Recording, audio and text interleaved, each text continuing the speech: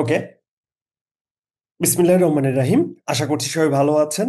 আজকে নতুন আরো দুইটি ক্লাস, নতুন আরো দুইটি বিষয় আমরা শিখব এবং চমৎকার কিছু বিষয় নিয়ে আমরা কথা বলবো।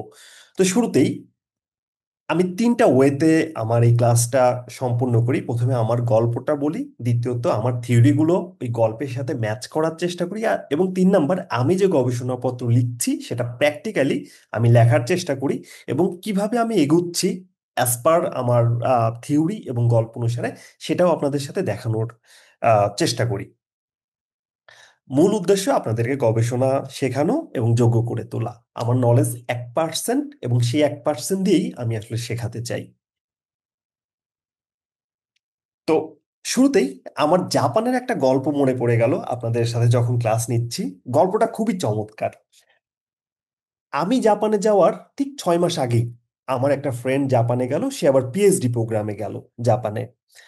তো মজার ব্যাপার যেটা, যে 6 মাস আগে সে জাপানে গিয়েছে, সো সে তো আমার থেকে মোটামুটি, তার সাথে যখন কথা বলি যে দোস্ত কি অবস্থা, জাপানে কি করব না করব, আমি তখন দেশে, তো বললো যে আরে আয়, সমস্যা নাই, সব ফ্যান্টাস্টিক, কোনো সমস্যা নেই। তা আমিও তো খুশি যে অ্যাটলিস্ট জাপানে যাচ্ছি, ফ্রেন্ড তো পাচ্ছি, আমার ফ্রেন্ড তো আছে, ও আবার পিএইচডি প্রোগ্রামে গিয়েছে আর আমি যাচ্ছি মাস্টার্স প্রোগ্রামে। তো ইন্টারেস্টিংলি এখানে একটা ঘটনা ঘটলো। আমি যখন জাপানে গেলাম, জাপানে যাওয়ার পরেই ওর সাথে যখন আড্ডা দেই, ওর সাথে ওর ইয়েটা ছিল হচ্ছে টোকিওর পাশে সাইতামা, আর আমার ছিল হচ্ছে চিবা প্রিফেকচারের মিনামি গিয়োতোকু। তো প্রত্যেক মাসে অ্যাটলিস্ট একবার করে হলেও আমরা আড্ডা দিতাম। তো যখন আমি ওর সাথে আড্ডা দিতে যাচ্ছি, প্রত্যেক মাসেই ও আমাকে বলে যে দোস্ত, একটা পেপার তো লিখে ফেললাম। আবার দ্বিতীয় মাসে আমি ওর কাছে যখন গেলাম, বা ও আমার কাছে যখন আসলো, আমাকে একই আবার বলছে একই কথা, যে দোস্ত, নতুন আর একটা পেপার তো লিখে ফেললাম, এটা আবার Q2-তে যাচ্ছে।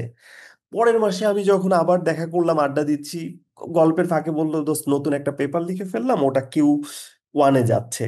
তো আমি তো অবাক, কিরে, আমি জাপানে আসলাম, ও জাপানে আসলো, বাংলাদেশে থাকতে তো আমাদের লেভেল তো একই ছিল, ও পিএইচডি প্রোগ্রামে এসে প্রত্যেক মাসে কিভাবে একটা পেপার লেখে। আমি ভীষণ কিউরিয়াস এবং সারপ্রাইজ যে কিভাবে প্রত্যেক মাসে একটা করে পেপার লেখে, আর পিএইচডিতে কি এমন কি। আমি খুব সিরিয়াস হয়ে গেলাম যে কি ব্যাপার, ও পাচ্ছে আমি পারছি না। আমার ভীষণ একটা ভয় লাগা বা ভীষণ একটা এক্সাইটমেন্টও কাজ করছিল। তো আমি ওর কাছে শুনলাম যে তুই কিভাবে কি, আমাকে একটু বল না। তো ও তো সহজে বলতে চায় না। তো পরে ওর পেপারগুলো আমি যখন দেখলাম, আমার একটা ব্যাপার ইমিডিয়েটলি মাথায় আসলো, কিছু টেকনিক আমার মাথায় আসলো, এবং আমার মনে হলো যে এই টেকনিক ফলো করে প্রত্যেক মাসে একটা করে পেপার আসলে পাবলিশ করা সম্ভব। সিরিয়াসলি বলছি, এই টেকনিক, আজকে যে টেকনিকটা নিয়ে কথা বলবো, এই টেকনিক ব্যবহার করে প্রত্যেক মাসে আপনি একটা করে পেপার পাবলিকেশন করতে পারবেন। আমরা বলি না যে সে পিএইচডির জন্য গিয়েছে, সিরিয়াস এই সেই। আসলে ব্যাপারটা হচ্ছে যে আপনি যত, যে কোনো বিষয়ে যত আপনি সময় দেবেন, ওই বিষয়টা আপনার জন্য তত ইজি হয়ে যাবে। তো আজকে আমি আপনাদের সাথে শেয়ার করব যে কিভাবে আসলে এত ইজিলি তারা পেপার পাবলিশ করতো। হ্যাঁ, so let us start it with practical experience. ওকে।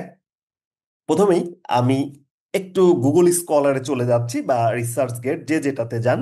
এটা একটা ওয়েবসাইট যেখানে আপনি প্রিভিয়াস ইয়ার্স এর সব ডেটা পাবেন। ওকে, আমি গেলাম, গুগল স্কলারে গেলাম। তো আমার বন্ধু প্রত্যেক মাসে একটা করে পেপার লেখে, আর আমার 6 মাসে একটা পেপার পাবলিশ হচ্ছে না। আমি অবাক। হ্যাঁ, তো আমি কি করলাম, ওর যে research topic, for example or research topic হচ্ছে ইকোনমিক্স, এবং আমি ওর রিসার্চ টপিক দিয়ে সার্চ দিলাম। তো সার্চ দেওয়ার পরে আমি একটা বিষয় লক্ষ্য করলাম। ফর এক্সাম্পল এটা আমি দেখছি যে এখন এই পেপারটা, ওকে, এটা আসছে 50 ইয়ার্স লেটার। হ্যাঁ, এটা 50 ইয়ার্স লেটার। এখন কোন সাল থেকে কোন সাল, ফর এক্সাম্পল এটা 2000 থেকে 2070 সালের কথা বলছে। তো ও যে কাজটা করতো, এই রিসার্চ পেপারের এই সালটা যে থাকতো 2000 থেকে 2020, ও কি করতো, 2000 থেকে 2020 টাইটেল সব ঠিক রাখতো, কিন্তু 2000 থেকে 2020 বা 1970, স্পেশালি অনেক আগের যে পেপারগুলো, 1980 থেকে 2000, এই যে 20 বছরের ডেটা, ও কি করতো? টাইটেল সব ঠিক রাখতো, কিন্তু এই ডেটাটা করতে কি 1980 থেকে 2000 না নিয়ে সে কি করতো? 2000 থেকে 2020 নিত। অর্থাৎ খুব সিম্পল, আমি আপনাকে আরেকটা পেপার দেখাই। এটা যেমন 50 বছরের, আমরা হয়তোবা এই 50 বছর যদি হয় 2000 থেকে 2050, আমরা সব ঠিক রেখে 2010 থেকে 2060 এটা নিলেও ইটস আ ইউনিক রিসার্চ। হ্যাঁ, এটা রিসার্চে কোনো প্লেগারিজম হবে না, এবং এটাতে কোনো কিছু না, বরং যেটা হয় যে আপনি যখন নতুন বছরের ডেটা নিয়ে কাজ করবেন, সেটা একটা রিসার্চের মর্যাদা পায়। তো মাঝে মাঝেই এটা আমার প্রফেসর আবার ইনডিরেক্টলি বলতো।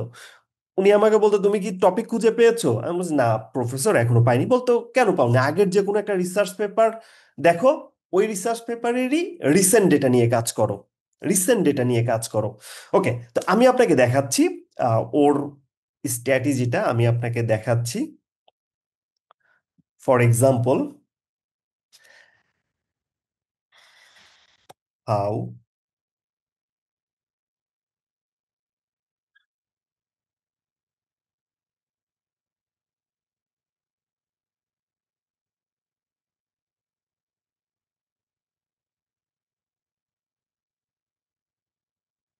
আমি নিয়েছি 1980 থেকে 2020 সালের ডেটা।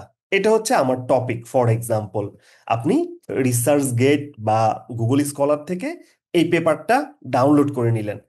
তো কিচ্ছু না, আপনি কোনো টপিক খুঁজে পাচ্ছেন না, ইটস ওকে, এটা Q1-এ পাবলিশ করা কোনো পেপার, বা Q2-তে বা Q3-তে।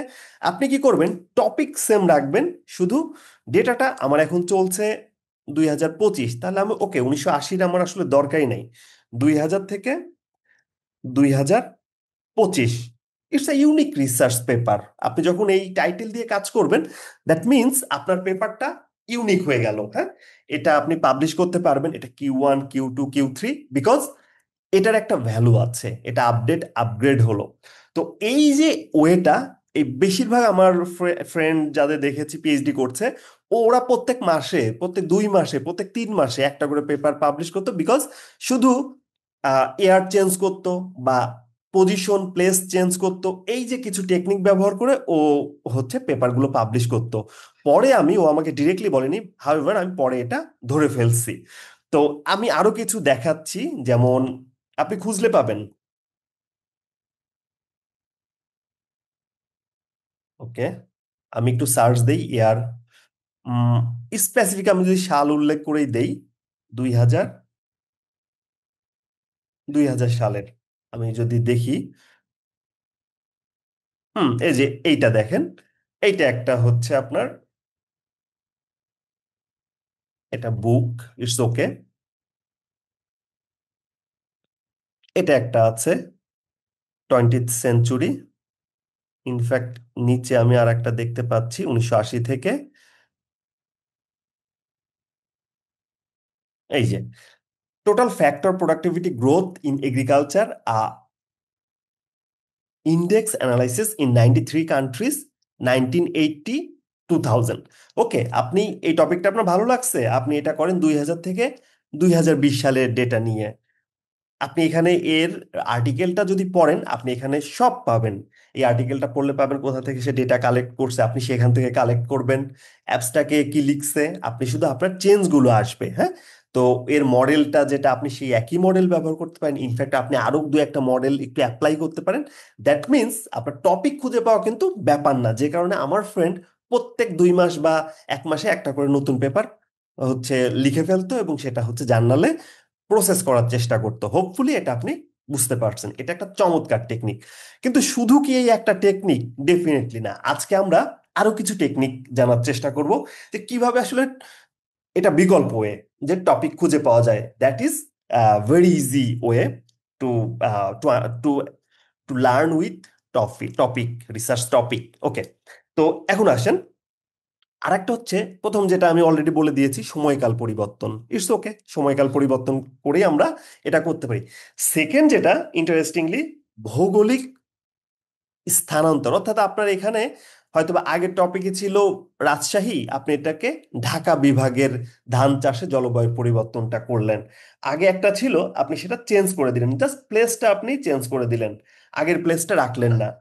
ইটস ওকে, আপনি যদি এইটা করেন আপনার research, it's okay, fantastic research, এখানে কোনো ভুল প্লেগারিজম বা কোনো ধরনের প্রবলেম নাই, বিকজ আপনি নতুন একটা তথ্য, নতুন একটা ইনফরমেশন ভ্যালু অ্যাড করছেন। তৃতীয় যেটা, জনগোষ্ঠীর পরিবর্তন, অর্থাৎ আপনার আগের রিসার্চটাতে দেখেছেন যে কৃষকদের কাছ থেকে আমি তথ্য নিয়েছি, তাই না?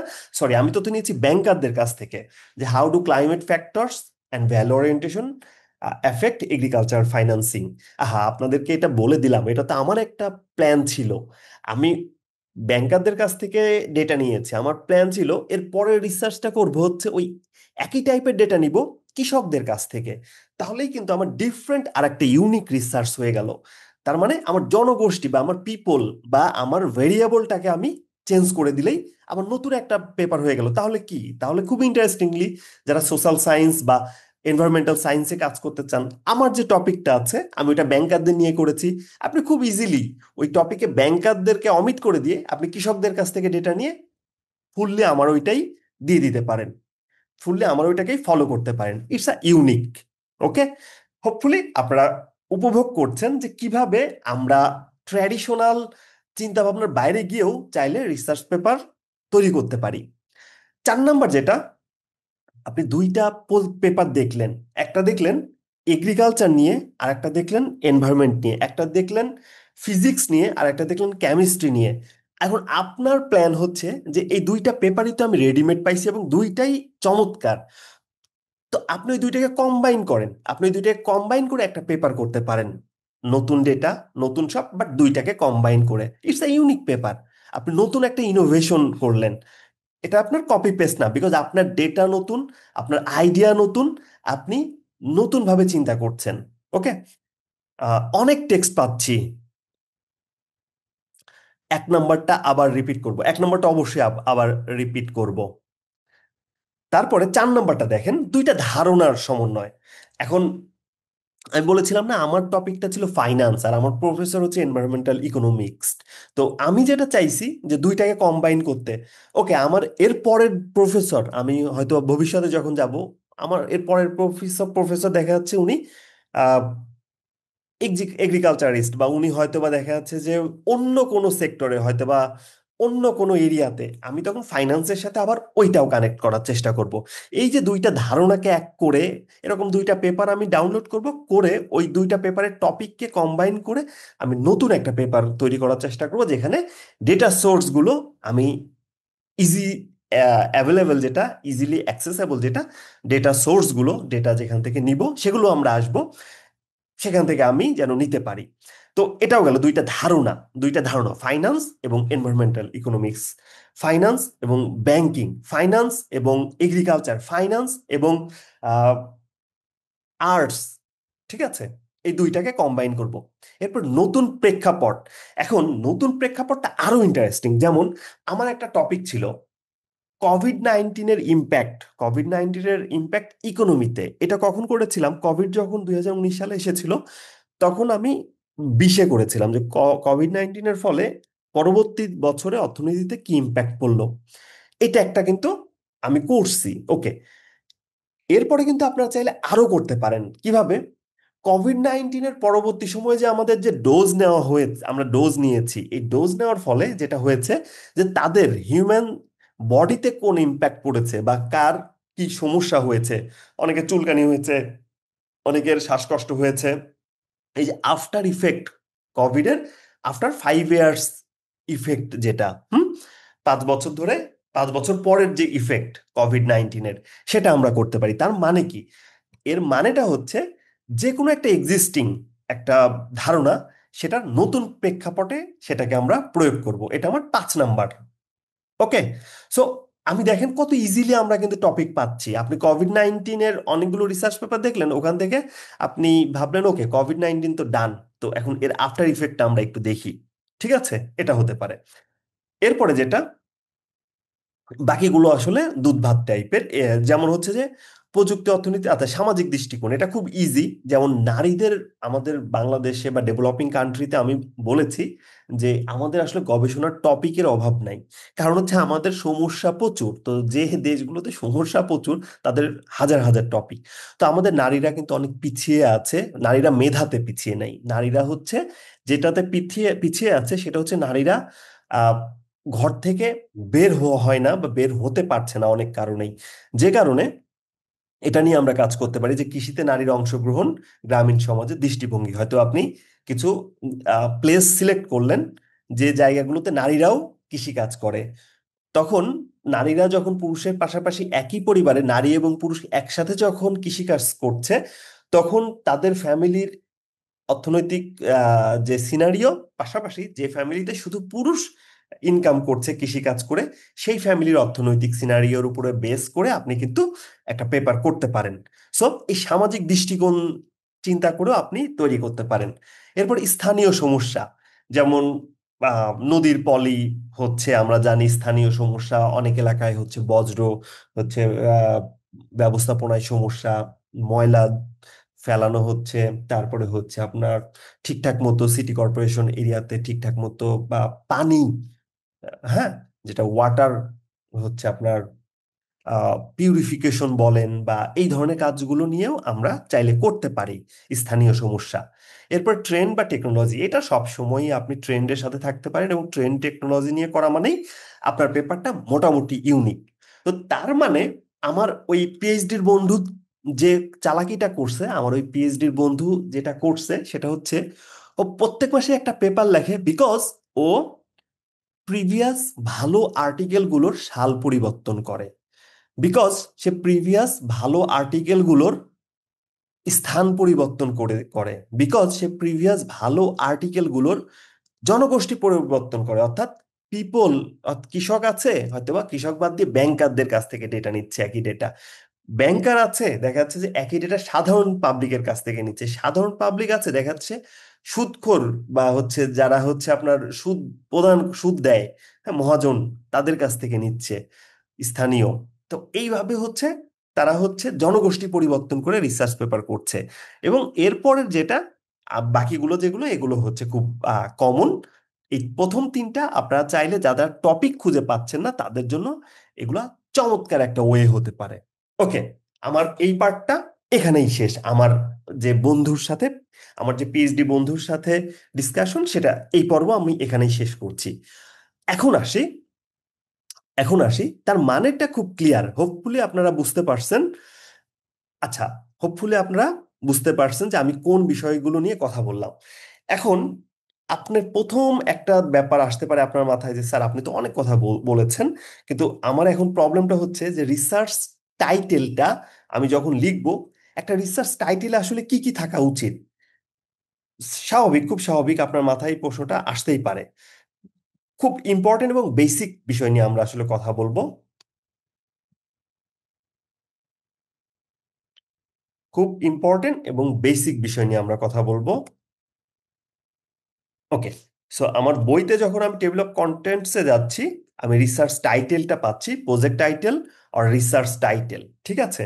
তো এর মধ্যে principle of crafting strong research title, common mistake in creating research title, five secret tips for a great research title, আর crafting and effective research title.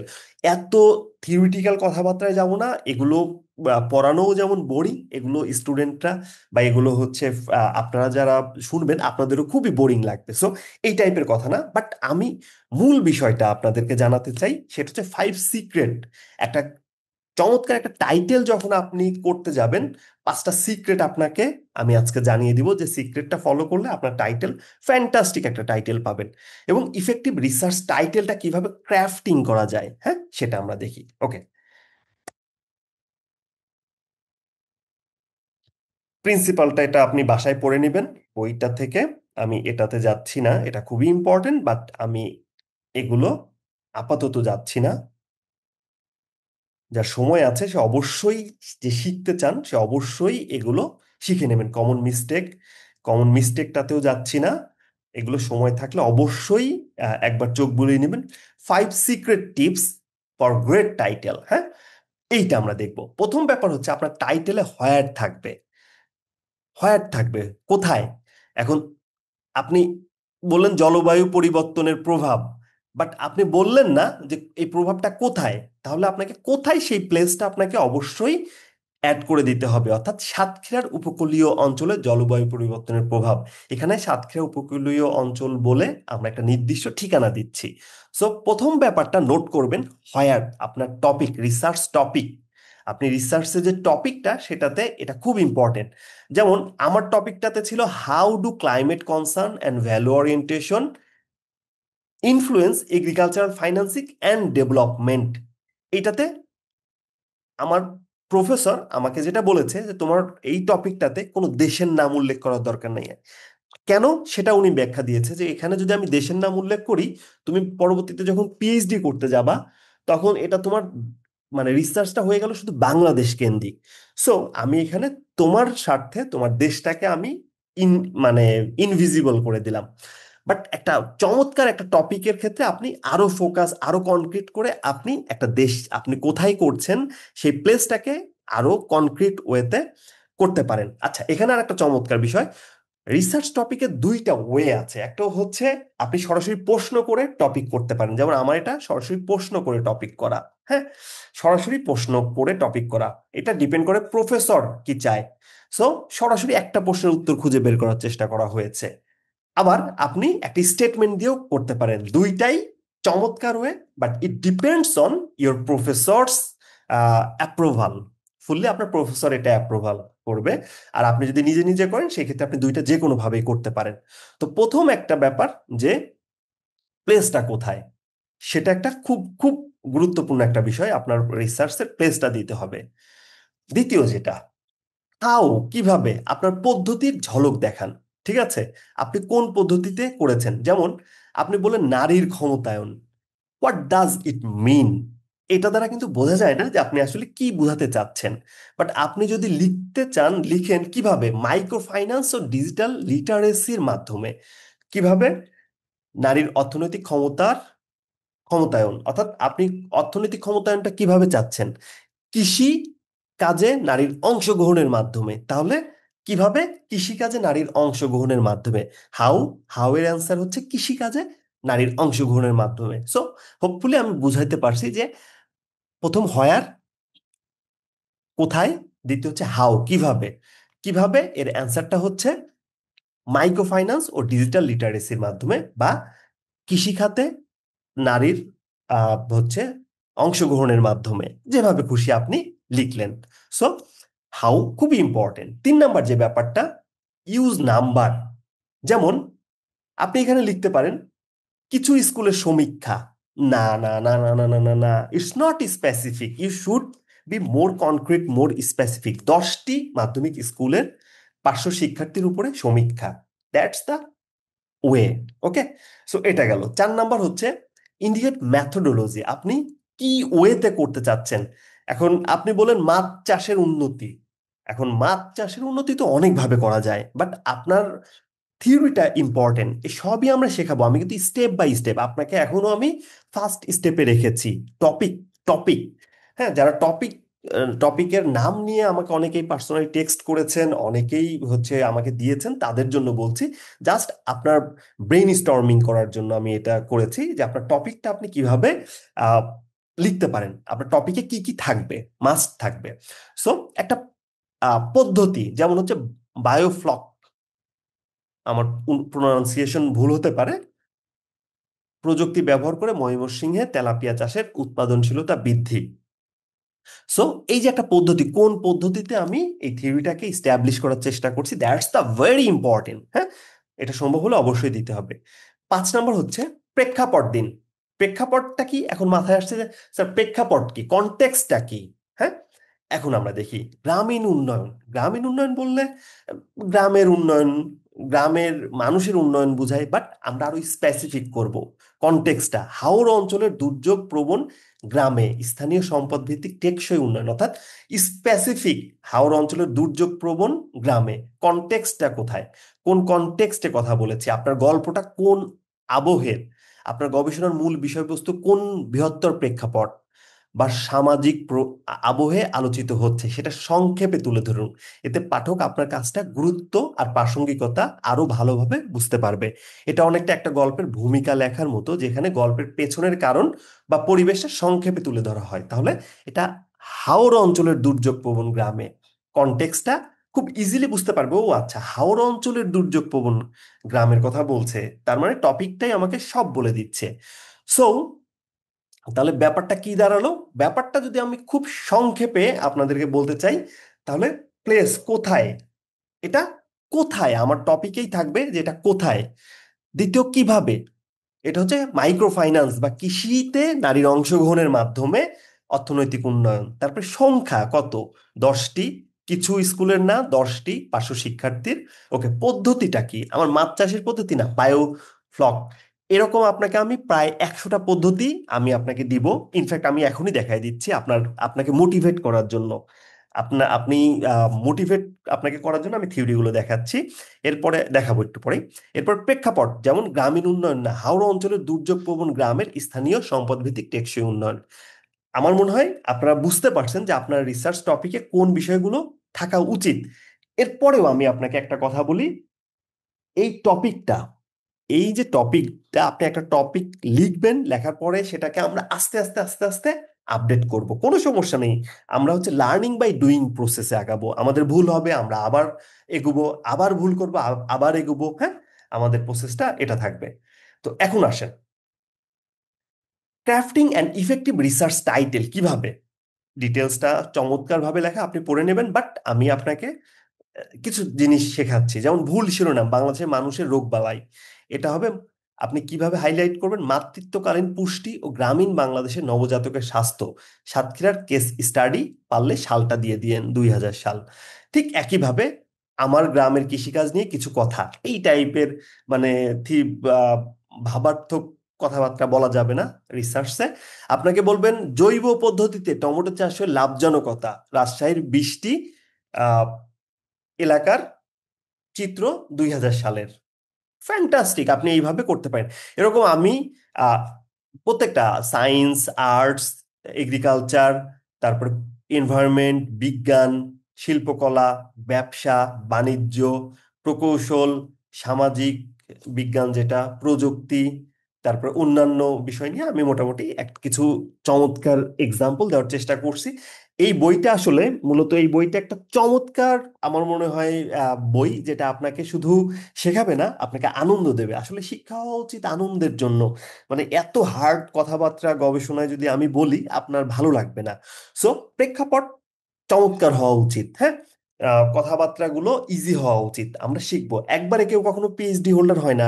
In fact আপনাকে আমি বলি, আপনি অস্ট্রেলিয়া, তারপরে হচ্ছে আমেরিকা, বা আপনি যদি নেটিভ ইংলিশ কান্ট্রির পিএইচডি না করেন, সেই ক্ষেত্রে অনেক বাংলাদেশের অনেক প্রাইভেট ইউনিভার্সিটি আপনাকে চাকরি দেবে না, কারণ এই অন্য সব হচ্ছে নেটিভ ইংলিশ স্পিকিং কান্ট্রির পিএইচডি না ছাড়া আসলে ওইভাবে ভ্যালু দেয় না। হ্যাঁ, তো এটাও খুব ইম্পর্টেন্ট। পিএইচডি করলেই যেন তেন পিএইচডি করলেই তো হবে না, আপনাকে পিএইচডি করতে হবে ডেফিনেটলি নেটিভ হচ্ছে ইংলিশ স্পোকেন কান্ট্রির চেষ্টা করতে হবে। না হলে ইটস ওকে, ইউরোপে যান, ইউরোপের পিএইচডি গুলো ফ্যান্টাস্টিক।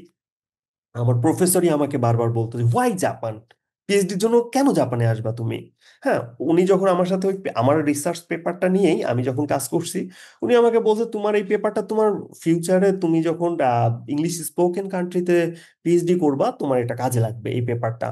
সো ওইভাবে সিরিয়াসলি করো। সো হোপফুলি আপনি বুঝতেই পারছেন যে আমার প্রফেসর কতটা ফ্র্যাঙ্কলি আমাকে ট্রু কথাটা বলেছে। কারণ আপনি যদি সত্যি, আরেকটা আপনাকে ইন্টারেস্টিং তথ্য দেয়, আমি কিন্তু অনেক গল্প করতে পছন্দ করি। ইনফ্যাক্ট রিসার্চ অনেক বোরিং জিনিস। সো এটাতে যত বেশি আমার মনে হয় যে গল্পে শেখা যায়, সেটাই বেটার। আমার প্রফেসর আরেকটা কথা বলতো, ভুলেই গেলাম। আচ্ছা, আমার প্রফেসর আরেকটা কথা বলতো, ইয়েস, আমি জাপানে যত টিচারদের দেখেছি, জাপানে ইনফ্যাক্ট, এটা জাপানের ক্ষেত্রে অন্য কোনো নন স্পিকিং দেশ না, মানে নন নন স্পোকেন ইংলিশ স্পোকেন কান্ট্রির বাইরে আমি জাপানের কথা বলছি। জাপানের যে প্রফেসর বা যাদেরই দেখেছি, তাদের মিনিমাম একটা ইউএস এর ডিগ্রি আছে।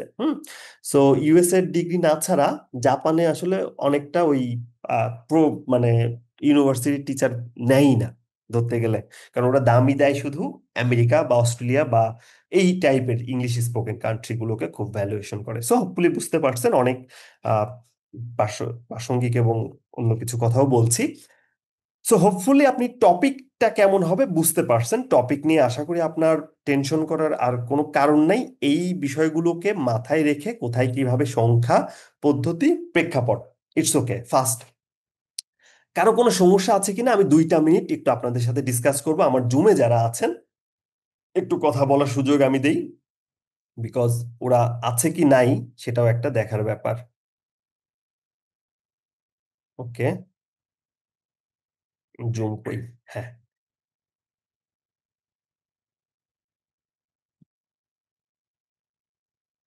ওকে। সো কারো কোনো কথা থাকলে 2 মিনিট সময় আপনি কথা বল।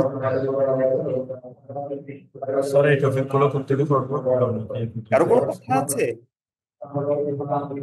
এই পিডিএফ গুলো করতে পারবো। হ্যাঁ বলেন, যে বলবেন আনমিউট করে বলেন। আসসালামু আলাইকুম স্যার। জি, ওয়ালাইকুম আসসালাম। জি, আসলে আপনি যে প্রেক্ষাপটের কথা বললেন, যে জি, টপিক গুলোর কথা আমরা আসলে, আমি একটা ইয়ে টাইটেলের কথা যদি বলি, আপনি সেখানে আমার এই দিকগুলো উঠে আসছে কিনা একটু বলে দিতে না পারলে সেটা আমি বেটার তো, হয়। আমি আপনাকে বলি, আমি স্পেসিফিক পার্সন নিয়ে যখন কাজ করব তখন তো করবই, বাট আমি যেটা বলছি আপনার এটা ব্রেন স্টর্মিং। দেখেন রিসার্চটা হচ্ছে আপনার কাছ থেকে আসবে, আপনি এটা ব্রেন স্টর্মিং করেন। আপনাকে এই বিষয়গুলো, but it's it's not like যে এটার কোনো একটা স্পেসিফিক ব্যাপার আপনি বাদ দিলেন সেটাকে আপনার Q1 জার্নাল বললো যে না তুমি ভুল করছো। It's not like that. আপনার যদি লজিক্যাল ব্যাকগ্রাউন্ড থাকে যে আপনি প্লেসটা কোথায় সেটা বাদ দিয়েছেন বিকজ ওইটা অত সিগনিফিকেন্ট না, তাহলে ইটস ওকে। হ্যাঁ, রিসার্চটা আপনার এমন যে আপনি আপনার প্রয়োজনের প্রেক্ষিতে আপনি এটাকে চেঞ্জ করতে পারেন। আপনাকে ওই স্বাধীনতাটা দেওয়া হয়েছে, প্রফেসররা ওই স্বাধীনতাটা আপনাকে দেবে। সো হোপফুলি বুঝতে পারছেন আমি স্পেসিফিক কারো পেপার নিয়ে আসলে কথা বলতে চাচ্ছি না। কেন? তাহলে প্রত্যেকেই মোটিভেট হবে তাদের পেপারটা দেখাতে। আমি চাচ্ছি একটা সামগ্রিক ব্যাপার নিয়ে কথা বলতে, সামগ্রিক বিষয় নিয়ে কথা বলতে। ওকে, আর কেউ? আসসালামু আলাইকুম ভাইয়া। জি, ওয়ালাইকুম আসসালাম। ভাইয়া আমি বলতে চাচ্ছি এটা কি সার্ভে বেসড রিসার্চ হয়ে যাচ্ছে না? আমি আমি বলি এটা একটা আইডিয়া, আমি আপনাকে শুধু একটা আইডিয়া দিচ্ছি। এখন আপনি সার্ভে না করেন, আপনি কি করতে চাচ্ছেন আমাকে বলেন। আচ্ছা, আমি চাচ্ছি হচ্ছে ল্যাব বেসড, ধরেন আমার ব্যাকগ্রাউন্ড হচ্ছে এগ্রিকালচার। So agriculture. হ্যাঁ, হুম সো হুম আমি হচ্ছে রিসার্চ করেছি ল্যাব বেসড, হুম ফিল্ড বেসড, হুম হুম। কিন্তু এই টাইপের রিসার্চ কখনো করা হয় নাই। আচ্ছা, তো ইটস ওকে। সেক্ষেত্রে আমরা এইটা কি? ল্যাব বেসডও শিখবো। এটা হচ্ছে জাস্ট হচ্ছে আইডিয়া জার্মিনেশন, বাট ল্যাব বেসডও আমরা শিখবো। ল্যাব বেসের ক্ষেত্রে খুব সিম্পল, আপনি কিছু প্রিভিয়াস ল্যাব বেস আর্টিকেল হচ্ছে নামাই নেবেন, এটা আরো ইজি। আপনি যখন সার্ভে বেস করবেন এটা হচ্ছে অনেকটা আহ, খুব টাফ একটা রিসার্চ, যেটা হচ্ছে মাস্টার রিসার্চ টাইপের, এটা টাফ। সো আপনি ল্যাব বেস করা মানে খুব ইজি, আপনি কোনো একটা স্পেসিফিক বিষয়ের ফাইন্ডিংটা পেতে চাচ্ছেন। সো 2-একটা পেপার বা আর্টিকেল আপনি যদি নামায় নেন, আমার এই ক্লাসের পরে হোপফুলি আপনার ব্রেন স্টর্মিংটা আপনি অনেক ইজিলি চিন্তা করতে পারবেন। হোপফুলি আপনার নতুন কিছু দরজা খুলে দেবে। যে ভাই ঠিক আছে, আরেকটা আমরা আস্তে আস্তে আগাবো। আমার এখানে আমি তো বললাম যে আমরা সব আগাবো। আপনার ফুল 30টা ক্লাস হওয়ার পরে আপনি নিজেকে রিয়েলাইজ করবেন যে আপনি আসলে অনেকটাই, আশা করি আপনি বুঝতে পেরে। আরেকটা question ভাই, আমি যদি সার্ভে বেস পেপার একটা করি, হুম হুম। so সেক্ষেত্রে এইটা আমার কি রকম ইম্প্যাক্ট ফেলবে? রিসার্চ বেসড থেকে কি বেটার নাকি হচ্ছে ওইটা বেটার? আপনি দুইটাই করেন। আমি তো আপনাকে বললাম যে আমার পিএইচডি বন্ধুর কথা আপনাকে বললাম না, প্রতি মাসে একটা করে হচ্ছে বের করে। আর আপনি 2টা পেপার করতে পারবেন না আমার সাথে? পারবেন বুঝতে না? পারছি। পারবেন যে নাকি? ইনশাল্লাহ ইনশাল্লাহ ভাই। অবশ্যই ভাইয়া, পারবো। আমার একটা কথা ছিল। ভাই অবশ্যই পারবো আমরা, হ্যাঁ। ভাই, আমার আরেকটা প্রশ্ন হচ্ছে ভাই, আমি হচ্ছে এরকম যে ফার্মাররা কেন হচ্ছে এগ্রিকালচার রিলেটেড কাজ ছেড়ে শহরে শিফট হচ্ছে, অন্য ওয়ার্কের দিকে ঝুঁকছে? Is this a good topic or not? শুনেন, আপনার টপিকের সব ঠিক আছে, কিন্তু আপনার টপিকটা আসলে এমন কিছু থাকতে হবে যে জিনিসটা আমি কারণ জানি না, আপনার এটা কারণ তো আমিও জানি। মানি ইজ দা হচ্ছে কি ফ্যাক্টর। সো এটা আসলে যে জিনিসটা আমরা সহজেই অনুমান করতে পারি ওইটা রিসার্চ হওয়া উচিত না। আচ্ছা আচ্ছা আচ্ছা। বুঝতে পারছেন? এমন একটা ভাইয়া, জিনিস যেটা আমি আমার জানি না। একটা কথা ছিল। আপনি এইটা এইটাকে আরো অন্যভাবে চিন্তা করেন, ওদের ভ্যালু ওরিয়েন্টেশন, ওদের ভেতরে মোটিভেশন কোনটা ডিমোরালাইজ করছে, কোন হুম, জিনিসগুলোকে আপনি যদি একটা কৃষকের দেন তাহলে ওরা এই অন্য জবে যাবে না। যেমন একটা এক্সাম্পল আপনাকে দেই, দেখেন আমি আমার প্রচুর স্টকে প্রচুর গল্প আছে। সো আমি গল্প করলে আসলে এটা প্রতিদিন 10 ঘন্টার ক্লাস হবে। সো আমি চাচ্ছি না ওইদিকে যেতে। জাপানের প্রায় অধিকাংশ প্রিফেকচারই ঘুরেছি। ইন্টারেস্টিংলি কি জানেন, যে হচ্ছে জাপানে একটা কৃষক যে পরিমাণ স্যালারি বলবো না, যে পরিমাণ আর্নিং তার, একটা চাকরিজীবীও ওই পরিমাণ আর্নিং করে না। কারণ জাপানে হচ্ছে আপনার ফ্রুটস এর দাম বলেন, প্রোডাক্টের দাম বলেন, সবকিছু হিউজ প্রাইস, কৃষকদেরকে অনেক মূল্যায়ন করা হয়, ওদেরকে সোসাইটিতে রেসপেক্ট দেওয়া হয়। আমাদের দেশে কৃষকরা কি আসলে রেসপেক্ট পায়? রেসপেক্ট পায় না। না। 2 নাম্বার বিষয় হচ্ছে যে যদি কোনো কৃষক কৃষিকাজ করে, ওকে কেউ বেলই দেয় না। বাট হুম হুম জাপানে কিন্তু কৃষকদেরকে খুবই রেসপেক্ট করা হয়, মাথা নিচু করে সম্মান জানানো হয়। কারণ সে কৃষিকাজ করছে, সে আমাকে খাওয়াচ্ছে। ওই ধরনের রেসপেক্ট কি আমরা দিচ্ছি কৃষককে? আমরা দিচ্ছি না। 3 নাম্বার স্যালারি, বা আমরা হচ্ছে ফাইন্যান্সিয়াল, সে ফাইন্যান্সিয়ালি বেনিফিটেড হচ্ছে না। আমার আমি যদি এই জিনিসগুলো বের করে আনতে পারি এবং এই জিনিসগুলোকে কিভাবে হচ্ছে কৃষকদের আপনার এই জিনিসগুলোকে দেওয়া যায়, এর জন্য একটা পলিসি যদি ইমপ্লাই করতে পারি, সেটা ফ্যান্টাস্টিক একটা রিসার্চ হবে। সেটা দেখা যাচ্ছে আমাদের পলিসি মেকাররা ওই পথে হাঁটবে যে কি হ্যাঁ, আমাদের কৃষিটাকে বাঁচায় রাখার জন্য এই কাজগুলো করতে হবে। আপনার নামটা কি ছিল? আমার নাম মোহাম্মদ আবু রায়হান। রায়হানের পেপারের ফাইন্ডিংসটা হচ্ছে আমাদের নিয়ে কাজটা করতে হবে। এই মোটিভেশনাল ফ্যাক্টর গুলোকে ইমপ্লাই করতে হবে, তাহলে কৃষিটা টিকে থাকবে, কৃষকরা ডাইভার্ট হবে না। হোপফুলি বুঝতে পারছেন। আমি আর কোনো নতুন টপিক নিচ্ছি না, আমি হচ্ছে ব্যাক করছি আমার থ্যাংক ইউ ভাইয়া, সো আমার মাচ। একটা কথা থ্যাংক ছিল। You so much. জি, জি বলেন। জি ভাইয়া, আমি হচ্ছে ইঞ্জিনিয়ারিং সেক্টর থেকে। হুম, হুম, হুম, তো হুম, আমাদের ইঞ্জিনিয়ারিং এর মধ্যে থেকে যে কোনো একটা ইঞ্জিনিয়ারিং বিষয়ে একটু হুম। বললে ভালো হতো না? অবশ্যই বলবো, বাট আমি চাচ্ছি কি দেখেন, আমি কোনো ব্যক্তি বিশেষে চাচ্ছি না। আমি যেটা চাচ্ছি যে সামগ্রিকভাবে গবেষণাটা শেখাতে। আমি যদি আপনাকে একটা ওয়ে শেখাই দিতে পারি, আপনি সেটা থেকে অনেক কিছু করতে পারবেন। বাট একটা ওয়েটা তো আমরা আগে শিখি, তাই না? আপনি কি জি আপনার জি। রিসার্চ টপিকের নামকরণ করেছেন? জি না ভাই, আমি এখনো করতে পারি নাই। আমি তাহলে হচ্ছে এইটা গত আপনার ব্যর্থতা। ক্লাসটাতে। এইটা আপনার জি ব্যর্থতা কোথায়? আমি তো অ্যাটলিস্ট নামকরণটা শেখাইছি, আপনি এখনো নামকরণ করতে পারেননি। নামকরণটা করতে হবে, হ্যাঁ। আপনি আমার জি। সাথে আগাবেন, নামকরণটা করবেন। আমার সাথে যারাই লাইভ সেশনে ক্লাস করছেন, আমি আপনাকে বলি, আপনি যদি পরবর্তীতে রেকর্ড দেখেন আপনি লুজার। বাট আপনি যদি আমার সাথে লাইভ ক্লাস করেন এবং আপনি যদি আপনার নামকরণটা করে ফেলেন, আমি কিন্তু ধরে ধরে আগাবো। আমি নামকরণটা করে ফেলছি, আপনি যদি আপনার টপিকের নামকরণ করেন, দ্যাট মিন্স আপনি আমার সাথে আছেন। বুঝতে পারছেন? জি ভাইয়া। জি সো আমার সাথে ট্র্যাক হচ্ছে, আপনি ট্র্যাক হারাই যায়েন না, হ্যাঁ। আমার সাথে জি। থাকবেন, এটা হচ্ছে আপনাকে আমার রিকোয়েস্ট, আমার সাথে থাকবেন। আমার টার্গেট কিন্তু একটা পেপার রেডি করা। ওকে, ওকে, জি জি। এখন রাখছি। আমি একটা একটা প্রশ্ন ছিল ইম্পর্টেন্ট বিষয়ে একটু স্যার। কথা বলতে চাচ্ছিলাম, জি, প্লিজ। জি। আচ্ছা ভাইয়া, আমি বেসিক্যালি একটা জায়গায় অলরেডি অ্যাপ্লাই করছি পিএইচডির জন্য। হুম, হুম, হুম, And আমি টপিকসটাও বলি যে হুম, আমার টপিকস হইতেছে ইন্ডাস্ট্রি ইউনিভার্সিটি কোলাবোরেশন। হুম, হুম, হুম, হুম, হুম, ওখানে যখন প্রপোজাল লিখতে গেছিলাম, সো হুম, আমি এর আগে 2টা জায়গায় অ্যাপ্লাই করছি এবং হুম, 2টা ভিন্ন বিষয় ছিল।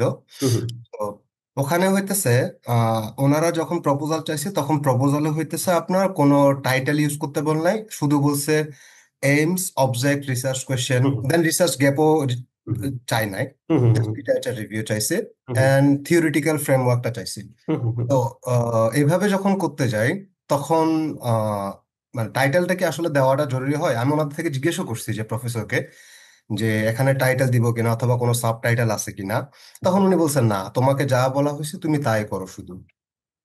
এটা তো আপনার এটা তো কোনো এটা প্রশ্ন হয়নি।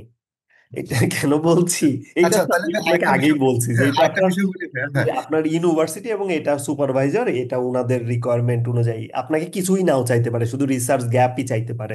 ইটস আপ টু দেম, হ্যাঁ। এটা না নিয়ে ভাই, এই যে আসলে ওই যে আপনি যে পদ্ধতিগুলোর কথা হুম, বলছেন, লাস্ট যে 5টা বিষয়ের কথা বলছেন, সো হুম। যে আপনি এখন কিছু বলবো, হ্যাঁ, এখন বলবো, এখন ওইগুলো নিয়েই কথা বলবো। সো থ্যাংক ইউ আপনাদের। আমরা ক্লাসে চলে যাই। আপনার প্রফেসর যেটা চাচ্ছে আপনি সেটাই দেন, অ্যাট আচ্ছা। দিস মোমেন্ট, হ্যাঁ, ওইটাই দেন। ওকে। আমার সময় হাতে খুব কম, প্রথম ক্লাসটা আমি শেষ করব 8:40-এর মধ্যে আমার টার্গেট। সো আমার আর 20 মিনিট সময় আছে, বাট হিউজ কাজ আমার পড়ে আছে। এখন আসি, আমরা রিসার্চ টপিকটা আমরা বুঝলাম, আপনাদের প্রত্যেকের রিসার্চ টপিকটা সেট করে ফেলেন, আদারওয়াইজ আমার সাথে ক্লাস করে আপনার কোনো লাভ নাই। ঠিক আছে, ইন ভেইন এগুলো।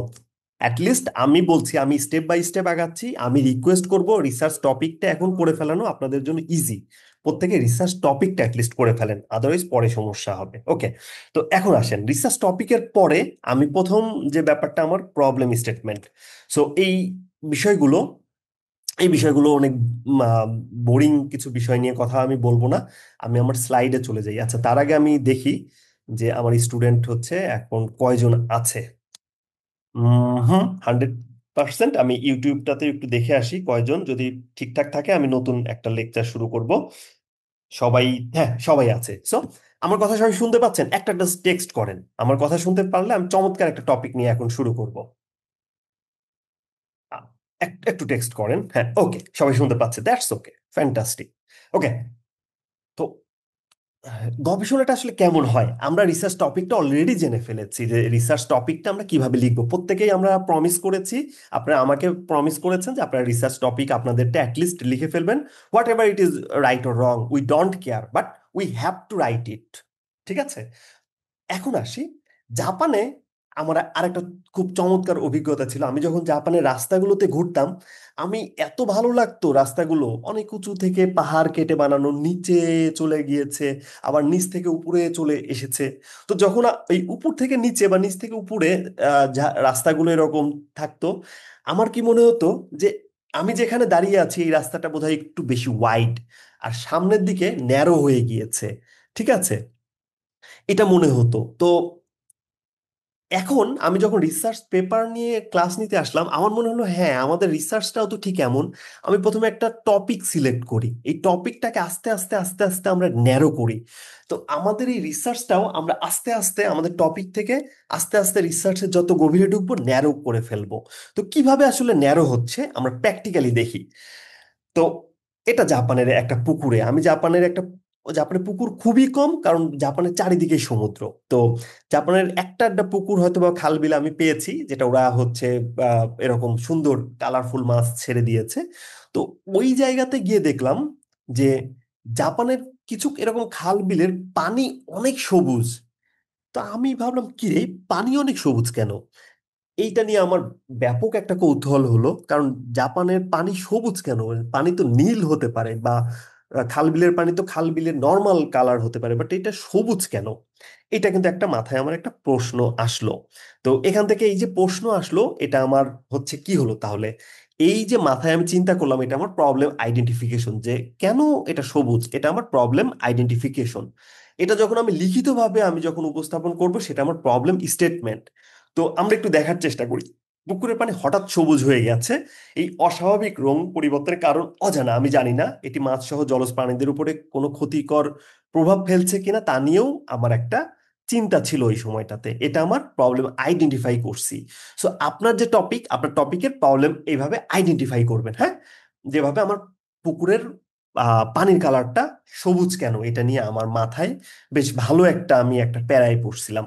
সেটাকে আমি একটু লিখিত ফরম্যাটে হচ্ছে দিলাম, যে স্থানীয় পুকুরের পানির রং হঠাৎ সবুজ হয়ে হওয়া একটি পরিবেশগত সমস্যা, যা শৈবাল বৃদ্ধির ইঙ্গিত দিতে পারে।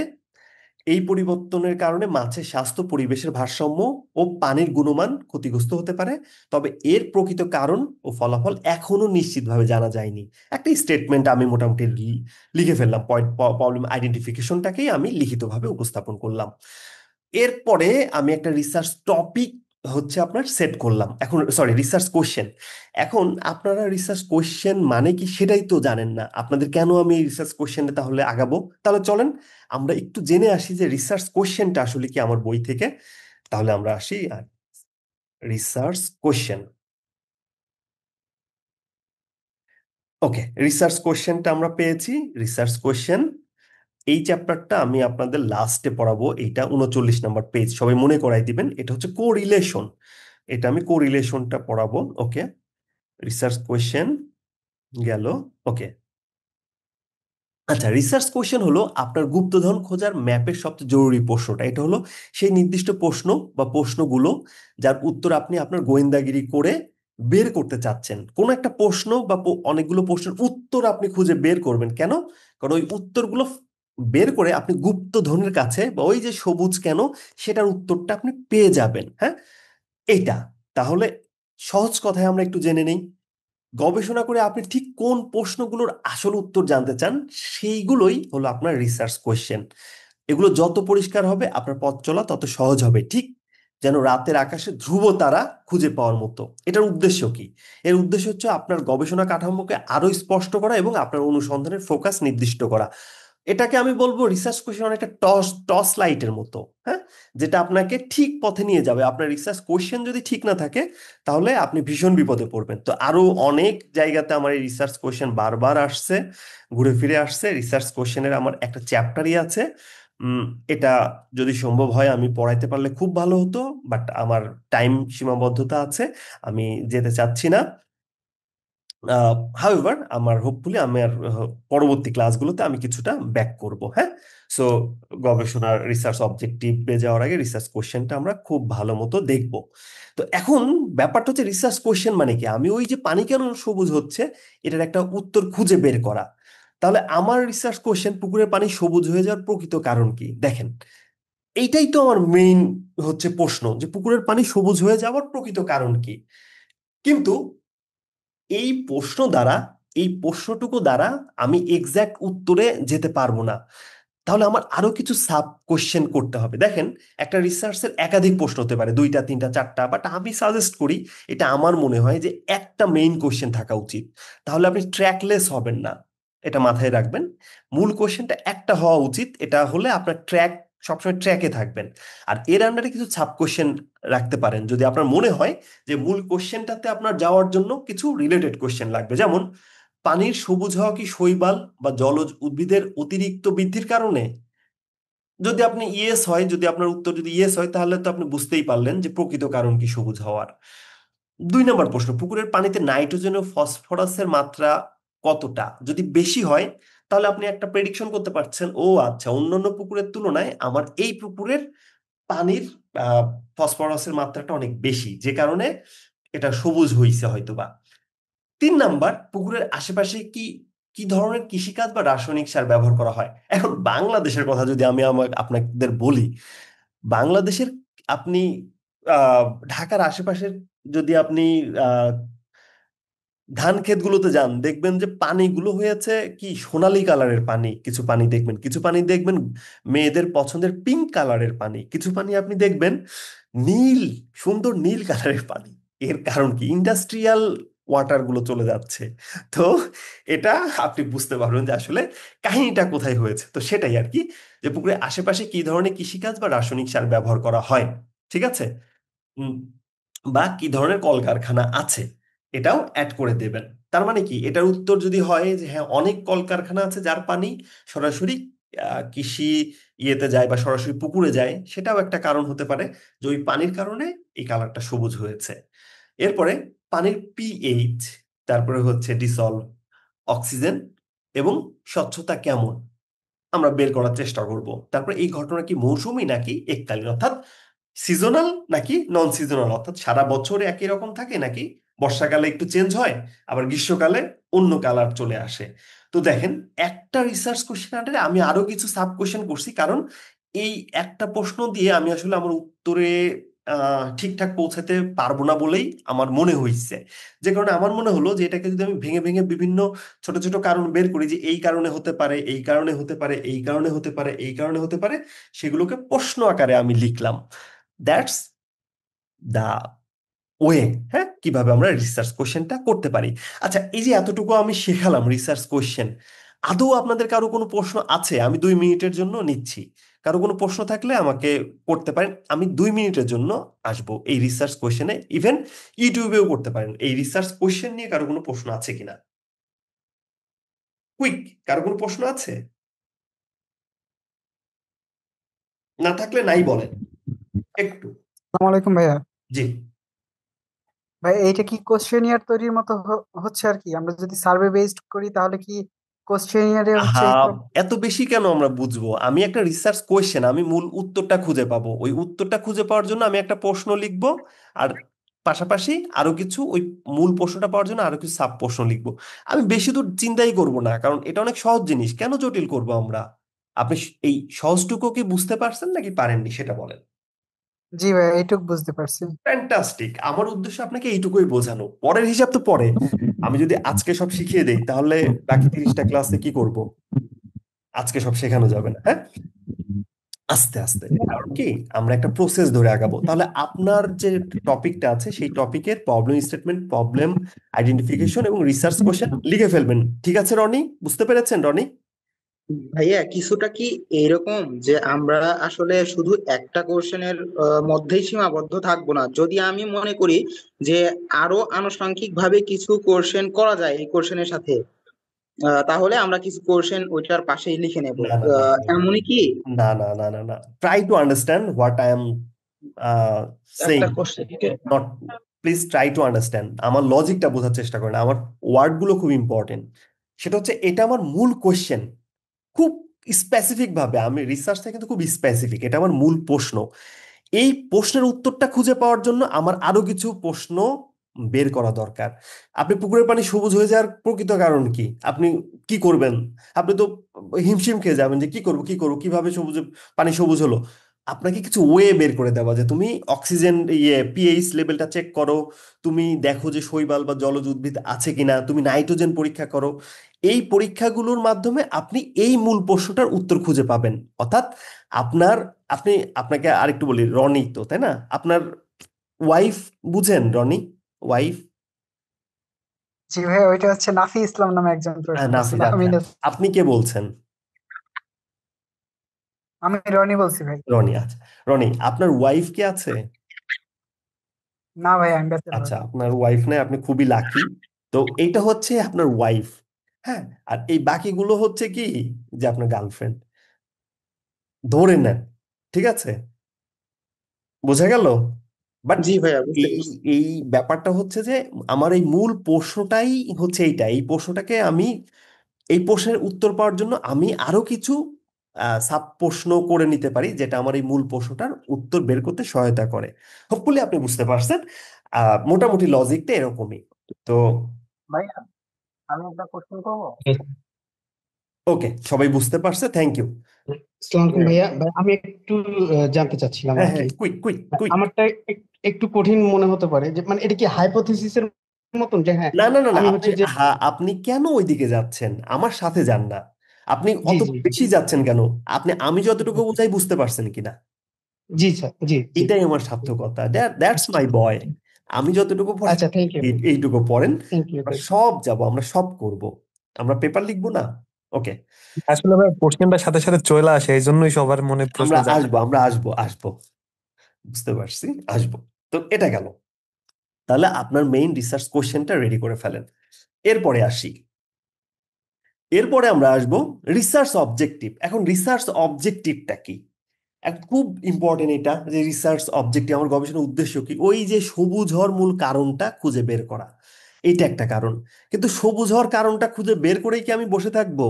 না, এর পাশাপাশি হতে পারে পানির রাসায়নিক উপাদান ও শৈবাল বৃদ্ধির সম্পর্ক নির্ণয়ন, এটা হতে পারে, নাও পারে। তারপরে এই যে সবুজ হচ্ছে এর ফলে মাছ ও অন্যান্য জলজ প্রাণীর উপরে এর পরিবর্তনের প্রভাবটা বিশ্লেষণ।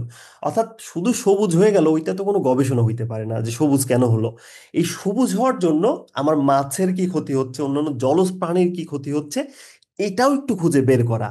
তারপরে সম্ভাব্য প্রতিরোধমূলক ব্যবস্থা প্রস্তাব করা, অর্থাৎ কি করলে এই প্রবলেমটা আর হবে না, এবং এর জন্য কিছু গাইডলাইন। তার মানে আমার রিসার্চ অবজেক্টিভটা খুব ক্লিয়ার, আমার রিসার্চ কোশ্চেনটা হচ্ছে খুঁজে বের করা, আমি যেটা বলছি পানি সবুজ হয়ে যাচ্ছে কেন, এইটার উত্তর খুঁজে বের করা। পাশাপাশি এর ফলে আমার মাছ এবং অন্যান্য জলজ প্রাণীর কোনো প্রবলেম হচ্ছে কিনা সেটা খুঁজে বের করা। এরপরে এর আসলে ইম্প্যাক্টটা আমাদের হিউম্যান লাইফে কি পড়ছে সেটা হতে পারে। তারপরে ওভারঅল আমাদের ইকোসিস্টেমটাকে এটা কিভাবে পরিবর্তন করছে সেটা হতে পারে। এবং ফাইনালি এর জন্য কি প্রতিরোধমূলক ব্যবস্থা গ্রহণ করা। হোপফুলি এটা আপনারা সবাই বুঝতে পারছেন। আমার কাছে রিসার্চ অবজেক্টিভটা খুবই গুরুত্বপূর্ণ। আপনার এই ট্র্যাকগুলো যদি সেম ঠিক থাকে, আপনি যদি এই পয়েন্টগুলো ঠিকঠাক করতে পারেন, আপনি রিসার্চ ওই যে পেপার প্রত্যেক মাসে একটা করে আপনি লিখতে পারবেন। ট্রাস্ট মি, আমার ওই পিএইচডি ফ্রেন্ড, ওর মতো প্রত্যেক মাসে একটা করে আপনি রিসার্চ পেপার হচ্ছে লিখতে পারবেন। আচ্ছা, রিসার্চ অবজেক্টিভ বুঝতে পারছেন কিনা আমাকে একটু টেক্সট করে জানান। কারো কোনো সমস্যা আছে অবজেক্টিভ বুঝতে? একটু টেক্সট করেন প্লিজ, কুইক। No, fantastic. একজন শুধু সমস্যা নেই, বাকি সবার সমস্যা? বাকি সবার সমস্যা না? ও আচ্ছা, সবাই বলছে ক্লিয়ার। দ্যাটস মাই বয়। ওকে, ভাই আই হ্যাভ এ কোয়েশ্চেন। হ্যাঁ হ্যাঁ করেন। এখানে রিসার্চ অবজেক্টিভস যেটা, এখানে কি আমি যে সম্ভাব্য কারণগুলো বের করছি এই যে হুম সাব কোয়েশ্চেন্স এর হুম মধ্যে, হুম হুম। ওইগুলা কি মানে প্র্যাকটিক্যালি আমি আসলে কোন রিজন গুলো পাইছি ওইটাই কি এখানে আমি রিপ্রেজেন্ট করবো? ব্যাপারটা কি মানে এমন? মানে আপনি আপনি বিবাহিত না অবিবাহিত আগে এটা বলেন। সিঙ্গেল। সিঙ্গেল? আচ্ছা, আপনি আপনার ইয়েটা মিউট করেন, মিউট করেন আপনারটা। আমি বলছি, আচ্ছা, এই কথা বলে সবাই মিউট করেন। আমি একজন, শুধু একজনকে অ্যালাউ করছি। সবাই মিউট করেন। হ্যাঁ আপু, আপনার নামটা কি? নামটা বলবেন অবশ্যই, সবাই নাম বলবেন। নাম কি? কুইক। আমি কি সবাইকে মিউট করে দিচ্ছি? ওকে আপু, আনমিউট করে নামটা বলেন। আমি আফসানা। আফসানা, আপনি বিয়ে করার উদ্দেশ্য কি আপনার? আপনি যদি বিয়ে করেন কেন করবেন? অবশ্যই লাইফ পার্টনার থাকবে। না না না না, এই স্পেসিফিক লাইফ পার্টনার থিওরি এইগুলো না, আপনি হচ্ছে আচ্ছা, মোর লজিক্যাল। বিয়ে কেন করবেন? আমি আমি বলছি, আমাদের বিয়ে করার প্রথম হচ্ছে আমরা একটা সুন্দর একটা সোসাইটিতে হচ্ছে আমাদের সুন্দর লাইফ স্টাইল বা হচ্ছে আপনার হ্যাপি একটা লাইফকে হচ্ছে নিয়ে আসার উদ্দেশ্য। প্রথম উদ্দেশ্য হচ্ছে happy life, make happy life. 2 নম্বর হচ্ছে আমাদের ফিজিক্যাল যে নিডস বা ওয়ান্টস আছে সেগুলো ফুলফিল করা। 3 নম্বর ব্যাপার হচ্ছে যে এটা ইমোশনাল, আরো কিছু অনেক কিছু হইতে পারে, বাট আমার বেসিক এই মুহূর্তে মাথায় আসতেছে 2টা উদ্দেশ্য। একটা হচ্ছে হ্যাপি লাইফ লিড করা, 2 নম্বর হচ্ছে ফিজিক্যাল নিডস ফুলফিলমেন্ট করা, আর 3 নম্বর হচ্ছে যে আমার ফিউচার জেনারেশনকে পৃথিবীতে রেখে যাওয়া। এই 3টা থেকে আপনি আমার সাথে একমত? হ্যাঁ অবশ্যই। ওকে, এই 3টা যদি একমত হন, 3টাতে একটা পুকুরের পানি সবুজ, এখন আমার উদ্দেশ্য হচ্ছে তাহলে কি ওই সবুজ কেন সেটা খুঁজে বের করা। 2 নম্বর হচ্ছে এই সবুজ যে হচ্ছে এর ফলে আমার ইকোসিস্টেমটাতে কোনো সমস্যা করছে কিনা, এই সবুজের ফলে কোনো ভাইরাস ছড়াচ্ছে কিনা, এই সবুজের ফলে আমার হিউম্যানের কোনো ক্ষতি করবে কিনা, আহ, কোনো হচ্ছে অসুখ বিসুখ ছড়াবে কিনা, এটা একটা কারণ হতে পারে। 3 নম্বর যেটা, যে এর ফলে আমাদের জলজ প্রাণী আছে এর কোনো ক্ষতি করবে কিনা, আরো অ্যাড হতে পারে। It depends on up to you, আপনি আসলে কোন উদ্দেশ্য নিয়ে আগাচ্ছেন। এখন কোনো বুঝতে সমস্যা আছে? আচ্ছা, বুঝতে পারছি। না না না থ্যাংক না, আরো ক্লিয়ার হন। আপনি ক্লিয়ার হন, আমি তো ক্লিয়ার। না না, বলেন আপনার আরো কোনো কিছু থাকলে বলেন। মানে রিসার্চ অবজেক্টিভসটার সাথে আমার সাব কোয়েশ্চেনের রিলেশনটা ওইটা আমরা এটা। পরে শিখবো, বাট এটা আপনি হ্যাঁ সেপারেটলি চিন্তা করেন। হ্যাঁ, আমার সাব কোশ্চেনটা দেখেন, আমি এটাতে বুঝছি আপনাদের। এই সাব কোশ্চেন গুলো দেখেন, এই সাব কোশ্চেন গুলো মূলত আমার এই প্রথম কোশ্চেনটার উত্তর খুঁজে বের করতে সহায়তা করবে। বুঝতে পেরেছেন? হ্যাঁ। সো এই কোশ্চেনগুলো আপনি বাদ দিয়ে দেন, মনে করেন এই প্রশ্নগুলো নাই পৃথিবীতে, এই সাব কোশ্চেনগুলো নাই। এটা আমার মূল প্রশ্ন, এটাই আমার মূল প্রশ্ন। ঠিক আছে, তাহলে এই একটা উদ্দেশ্য তো আমার ক্লিয়ার, যে পানি সবুজ হয়ে যাওয়ার কারণ খুঁজে বের করা। ঠিক আছে, জি। এই একটা উদ্দেশ্য ক্লিয়ার। এরপরে আমি যখন কারণ খুঁজে বের করলাম, তখন আমি যাচাই করব যে এর ফলে আমার পরিবেশের দূষণ হচ্ছে কিনা। যখন আমি কারণ খুঁজে বের করলাম, তখন আমি দেখবো যে এর ফলে মানুষের কোনো ক্ষতি হচ্ছে কিনা, এরপরে জলজ প্রাণী এবং শৈবালের কোনো ক্ষতি হচ্ছে কিনা, এবং ফাইনালি এই যে সমস্যাটা, কিভাবে সমস্যাটাকে মোকাবেলা করা যায়, হাউ টু হ্যান্ডেল, হ্যাঁ, how to get rid of this problem. ঠিক আছে, আমার মনে হয় আমি ক্লিয়ারলি আমরা বুঝতে পারছি কিছুটা নাকি? বোঝা গেছে। জি। ওকে, থ্যাংক ইউ আপনাকে যে আপনি ক্লিয়ারলি বুঝতে পারছেন। ওকে, 8টা 40 বাজে, আমি আর নিচ্ছি না ক্লাসটা। এটা আর এর পরের ক্লাসটা শুরু হবে 9টা 10-এ। আপত্তি আছে কারো?